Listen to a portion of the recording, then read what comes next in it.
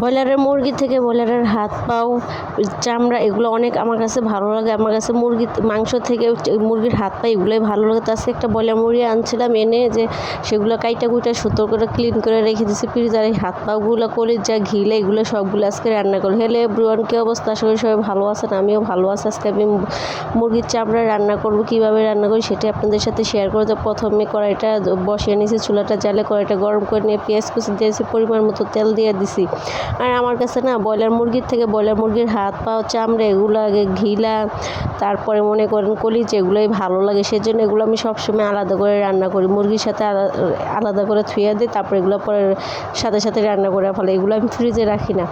তাই যে এখন পেঁয়াজটা হালকা বাদামি কালার করে ভেজে নিয়েছি, নিয়ে এখন আলুটা আর চামড়া হাত পা যা আছে এগুলো হালকা করে তেলে ভেজে নিব, তাহলে একটু ক্রিস্পি ক্রিস্পি ভাব আসবে, অনেক ভালো লাগবে। ঝাল ঝাল করে রান্না করবো তো কোনো ঝোল থাকবে না, মাখো মাখো একটা ভাব থাকবে, খুবই মজাদার একটা রান্না হবে।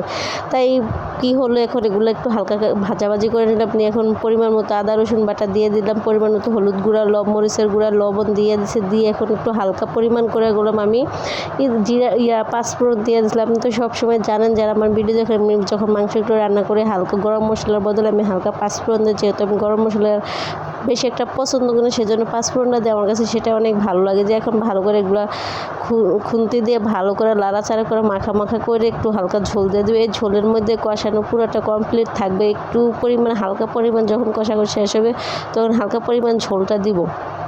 দেখেন তো এখনই মনে হচ্ছে কষাইতেছে, এখনই মনে হচ্ছে খেয়ে ফেলাই, তাই না? রোজার মাস, এরকম যদি মজার মজার রান্না দেখা যায় চোখের সামনে, তাহলে কি আর লোভ সামনে রাখা যায় বলেন তো? এই তো এই যে ফাইনালি কষাকষি করে ফেলাইতেছি। তরকারিটা যত বেশি কষাবো ততই ভালো লাগে। তো কষার মাধ্যমে একটু কড়াইটা নামিয়ে নিয়ে এখন ভাতটা একটু সেঁকা দিয়ে নিই। স্যার আমি তো জানিনি ভাত সেঁকা না দিলে ভাত খেতে হয় না। আমার কাছে ভাতের নিচেটা মনে হয় ভিজা ভিজা থাকে, সেই জন্য আমার কাছে ভালো লাগে না।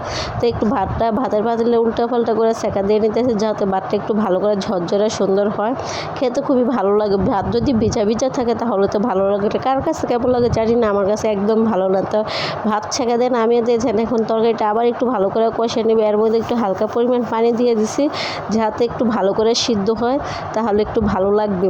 আর যদি সিদ্ধ না হয় তাহলে তার ভালো লাগে না, তাই না? যে কোনো জিনিস কিন্তু আমাদের বাংলাদেশের আমরা যত সিদ্ধ করি ততই আমাদের কাছে, কিন্তু চায়না দেশের মানুষ কী করে, অতটা সিদ্ধ করে না। ওরা মানে যেমন তেমন করে হালকা সিদ্ধ করে হলুদ মরিচ ছাড়াই খেয়ে ফেলে, জন্য ওদের চেয়ার এত সুন্দর গ্লাস আসে। আর আমাদের বাংলাদেশি মেয়েরা আমরা দেখেন আমাদের চেহারা পুড়ে গেছে, মানে ঝাল মরিচ খাইতে খাইতে, সিদ্ধ করে খাইতে খাইতে। এই তো কথা বলতে বলতে পরে রান্না শেষ হয়ে গেছে। নামানোর আগে একটু আমি জিরার গুঁড়া দিয়ে দিচ্ছি। জিরার গুঁড়া দেওয়ার পরে দেখেন তরকারি কালারটা একবারে জাস্ট ওয়াও, এক কথা কোনো কথা নেই। দেখেন কত সুন্দর মাখো মাখো আঠালো একটা ভাব হয়েছে, খেতে খুবই মজা হয়েছে।